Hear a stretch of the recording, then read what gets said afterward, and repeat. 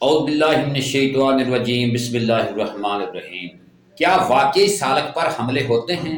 حقیقت کو سمجھنے کا پہلا قدم۔ روحانی سفر کوئی عام راستہ نہیں۔ جب کوئی شخص ذکر، توبہ اور اللہ کی طرف رجوع شروع کرتا ہے تو اس کے اندر روشنی پڑتی ہے، اور یاد رکھیں جہاں روشنی ہوتی ہے وہاں اندھیرے کو تکلیف ہوتی ہے۔ لیکن سب سے پہلے ایک اہم وضاحت ضروری ہے، ہر پریشانی کو کالا جادو یا شیطانی اثر سمجھ لینا درست نہیں۔ اکثر اوقات ہمارے اپنے خوف، وہم یا نفسیاتی دباؤ بھی ہمیں ایسا محسوس کرواتے ہیں کہ پہچان کریں کہ مسئلہ کیا ہے۔ اگر اچانک عبادت میں سستی، بے سبب خوف، ڈرانے اور خواب میں یا بے سکونی پیدا ہو رہی ہو تو گھبرانے کی بجائے جائزہ لیں۔ کیا آپ کی نیند پوری ہے؟ کیا ذہنی دباؤ زیادہ ہے؟ کیا کوئی گناہ مسلسل ہو رہا ہے جس کی وجہ سے دل بوجھل ہے؟ شیطان کا سب سے پہلا وار خوف ہے۔ وہ چاہتا ہے کہ سالک ڈر جائے، خود کو کمزور سمجھے اور ہر چیز کو ماروائی سمجھنے لگے۔ قرآن واضح کہتا ہے بے شک شیطان کمزور ہے، لہذا پہلا تحفظ یہ ہے کہ آپ اپنے دل میں یہ یقین بٹھا لیں کہ کوئی مخلوق اللہ کی اجازت کے بغیر نقصان نہیں پہنچا سکتی۔ پیارے دوستو، ایمان کی بنیاد مضبوط کریں۔ اگر بنیاد مضبوط ہو تو آندھی نقصان نہیں دیتی۔ روزانہ کی نماز، قرآن کی تلاوت اور حلال رزق، یہ سب روحانی حصار بناتے ہیں۔ بعض لوگ عملیات اور پیچیدہ تجویزات کی طرف فوراً دوڑتے ہیں، جبکہ اصلی طاقت سادہ مگر مستقل عبادت میں ہے۔ یاد رکھیں، جو شخص اللہ کے قریب ہوتا ہے وہ محفوظ ہوتا ہے، لیکن اسے وہم سے بھی بچنا ہوتا ہے۔ لیکن اگر واقعی کسی سالک کو روحانی دباؤ یا منفی اثرات محسوس ہوں تو پھر عملی طور پر وہ اپنے گرد حفاظتی دائرہ کیسے قائم کریں۔ اگلے حصے میں ہم اس کو واضح اور مرحلہ وار طریقہ بیان کریں گے۔ پیارے دوستو، روحانی حصار قائم کرنے کا عملی طریقہ۔ اگر آپ سنجیدگی سے اپنے آپ کو محفوظ رکھنا چاہتے ہیں تو جذباتی رد عمل نہیں، باقاعدہ نظام اپنانا ہوگا۔ نمبر 1، صبح اور شام کے اذکار۔ رسول اللہ صلی اللہ علیہ وآلہ وسلم نے جو مسنون اذکار سکھائے وہ سب سے مضبوط ڈال ہے۔ خاص طور پر آیت الکرسی ہر نماز کے بعد اور سونے سے پہلے، سورۃ فلق اور سورۃ ناس 3 مرتبہ۔ بسم اللہ، یہ الفاظ صرف آواز نہیں، نور ہیں۔ تسلسل کے ساتھ پڑھنے سے ایک روحانی حفاظت دیوار قائم ہوتی ہے۔ نمبر 2، گھر کا ماحول پاک رکھے۔ جہاں گناہ، موسیقی کی بے اعتدالی یا جھوٹ عام ہو وہاں دل کمزور ہوتا ہے۔ قرآن کی تلاوت گھر میں جاری رکھیں۔ اگر ممکن ہو تو روزانہ سورۃ بقرہ کی تلاوت یا کم از کم اس کا ایک حصہ سنیں ضرور۔ حدیث میں آتا ہے کہ جس گھر میں سورۃ بقرہ پڑھی جائے وہاں شیطان ٹھہرتا نہیں۔ نمبر 3، جسمانی اور ذہنی توازن۔ سالک کو نیند، غذا اور صحت کا بھی خیال رکھنا چاہیے۔ کمزوری کی حالت میں ذہن زیادہ خوف پیدا کرتا ہے۔ روحانیت کا مطلب خود کو تھکا دینا نہیں بلکہ توازن پیدا کرنا۔ سٹیپ نمبر 4، استغفار کی کثرت۔ گناہ دل میں دراڑیں پیدا کرتے ہیں، استغفار ان دراڑوں کو بند کرتا ہے۔ روزانہ کم از کم 100 مرتبہ استغفار معمول بنائیں۔ یا یاد رکھیں، شیطان کمزور دل پر وار کرتا ہے، مضبوط یقین والے پر نہیں۔ لیکن اگر سوال باقی ہے، اگر کوئی شخص مسلسل ڈرتا وسوسوں کا شکار ہو جائے تو وہ ذہنی اور روحانی طور پر خود کو کیسے سنبھالے؟ اگلے حصے میں گہرے مسئلے کو کھولیں گے۔ پیارے دوستو، وسوسوں اور خوف پر قابو پانے کا طریقہ۔ شیطانی حملہ اکثر تلوار سے نہیں، خیال سے ہوتا ہے۔ وسوسہ آتا ہے، دل میں بیٹھ جاتا ہے اور پھر انسان خود کو کمزور سمجھنے لگتا ہے۔ خیال کو حقیقت نہ سمجھیں، یہ سوچ آپ کی نہیں ہوتی۔ کچھ خیالات صرف گزرنے والے بادل ہیں، انہیں پکڑ کر بیٹھ جانا نقصان دیتا ہے۔ جب بھی جب بھی ڈرونا خیال آئے فوراً اعوذ باللہ من الشیطان الرجیم پڑھیں اور توجہ بدل دیں۔ پیارے دوستو، سٹیپ نمبر 4 ہے اجتماعی عبادات۔ اکیلا انسان زیادہ متاثر ہوتا ہے۔ مسجد جانا، نیک صحبت اختیار کرنا اور کسی مسند عالم یا مرشد سے رہنمائی لینا دل کو مضبوط کرتا ہے۔ خود کو مرکز نہ بنائیں۔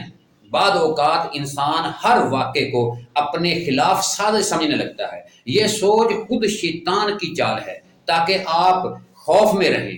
اللہ تعالیٰ پر توکل عملی چیز ہے، یعنی کوشش کریں، دعا کریں اور نتیجہ اللہ پر چھوڑ دیں۔ شکر گزاری شیطان کو کمزور کرتا ہے۔ روزانہ 3 نعمتیں لکھیں جن پر آپ شکر ادا کرتے ہیں۔ یاد رکھیں، دل میں روشنی ہو تو سایہ اثر نہیں کرتا۔ پیارے دوستو، اب آخری اور سب سے اہم سوال، کیا سالک کو خاص روحانی اجازت یا مخصوص وظائف کی ضرورت ہوتی ہے یا سادہ سنت ہی کافی ہے؟ اگلا حصہ اس راز پر پردہ اٹھائیں گے۔ حصہ 4۔ پیارے دوستو، اصلی راز سادگی میں طاقت۔ روحانی دنیا میں سب سے بڑی غلط فہمی یہ ہے کہ حفاظت کے لیے پیچیدہ عملیات ضروری ہیں۔ حقیقت یہ ہے کہ سب سے مضبوط ڈال سنت کی پیروی ہے، نیت کی درستگی۔ سالک کا مقصد اللہ کی رضا ہے، نہ کہ کشف یا طاقت کو۔ طاقت تو وہ محفوظ ہے، مستقبل مزاحمت، مگر مستقل عمل زیادہ مؤثر ہے۔ روزانہ تھوڑا اذکار، تھوڑی تلاوت یا جماعت نماز ادا کریں۔ گناہوں سے پرہیز۔ روحانی کمزوری اکثر نافرمانی سے آتی ہے۔ آنکھ، زبان اور دل کی حفاظت کریں۔ دعا کا سہارا، دعا مومن کا ہتھیار ہے۔ روزانہ یہ دعا پڑھیں، یا الہی شفا کر بیماراں، خلاصی کر ازاراں، شکست کفاراں، بخش گناہگاراں۔ یا الہی شفا کر بیماراں، خلاصی کر ازاراں، شکست کفاراں، بخش گناہگاراں۔ یہ کم از کم آپ 3 دفعہ پڑھیں۔ جو شخص اللہ کے سائے میں آ جائے اسے کسی سائے سے ڈرنے کی ضرورت نہیں۔ کالا جادو، شیطانی ادارے یا منفی طاقتیں سب اللہ کی مخلوق ہیں، اور مخلوق خالق سے طاقتور نہیں ہوتی۔ پیارے دوستو، اب فیصلہ آپ کے ہاتھ میں ہے۔ کیا آپ خوف میں جینا چاہتے ہیں یا یقین کے اثار میں؟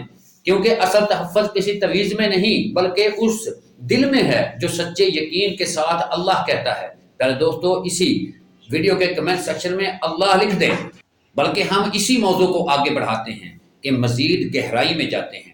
یہ اگلا اسی سلسلے کی توسیع ہے، نئے انداز اور نئے نکات کے ساتھ۔ پیارے دوستو، سالک کی باطنی طاقت وہ ڈال جو نظر نہیں آتی۔ جب تک ہم نے ظاہری اذکار، مصنوعی دعاؤں اور عملی اختیاری تربیت کی بات ہی کی ہے، لیکن ایک اور راز ہے اور وہ سب سے زیادہ طاقتور ہے، جو ہے باطن استقامت۔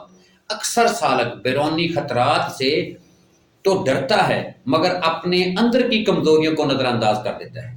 یاد رکھیں، شیطان دروازہ باہر سے کم اندر سے زیادہ کھولتا ہے۔ نیت کا مسلسل محاسبہ۔ روزانہ اپنے آپ سے سوال کریں، میں عبادت کیوں کر رہا ہوں؟ اللہ کے رضا کے لیے یا روحانی مقام کے لیے؟ جب نیت میں ریا یا خود نمائندگی آتی ہے تو روحانی حصار کمزور ہونے لگتے ہیں۔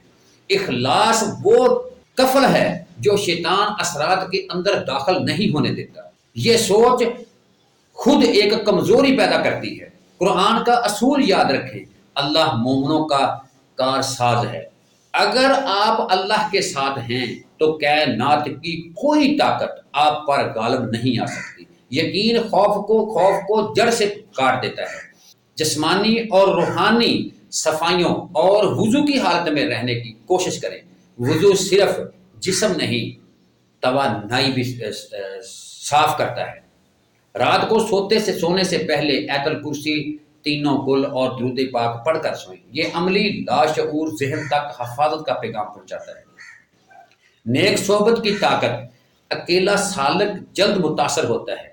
نیک صحبت کی طاقت، نیک لوگوں کی صحبت دل کو استقامت دیتی ہے۔ اگر مرشد کامل میسر ہو تو رہنمائی دیں، ورنہ مستعد علماء اور قرآن و سنت کی تعلیمات کو مضبوطی سے تھام لیں۔ توکل اور اعلیٰ، اس کا مطلب ہے کہ کوشش بھی کرو، دعا بھی کرو اور دل میں اطمینان بھی رکھو۔ جب دل مطمئن ہو جائے تو شیطان کی سب سے بڑی چال ناکام ہو جاتی ہے، کیونکہ اس سے طاقت بے چینی سے ہے۔ یاد رکھیں، ذکر روشنی ہے، استغفار صفائی ہے، نماز حصار ہے، قرآن شفا ہے، اور توکل سب سے بڑی ڈھال ہے۔ کوئی بھی منفی طاقت اس دل پر اثر انداز نہیں ہو سکتی جو مسلسل اللہ سے جڑا ہو۔ پیارے دوستو، اگر آج سے آپ خوف کے بجائے یقین کو اختیار کر لیں تو کیا آپ کی روحانی کیفیت بدل نہیں جائے گی؟ شاید اصل سوال یہ نہیں کہ دشمن کتنا طاقتور ہے، بلکہ یہ ہے کہ آپ کا یقین کتنا مضبوط ہے۔ اپنے آپ کے یقین کو مضبوط رکھیں، اللہ پر بھروسہ رکھیں، نماز پڑھیں، عبادات کریں اور خیرات دیں۔